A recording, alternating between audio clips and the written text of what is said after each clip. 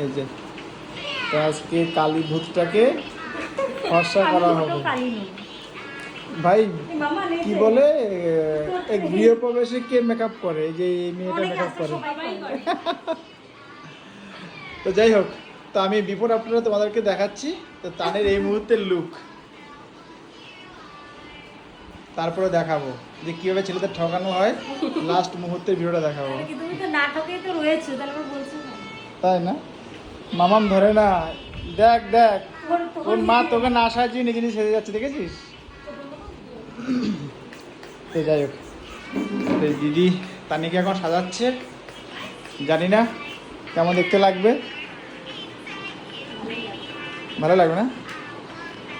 তো দেখতে ভালো বলছে বোটা।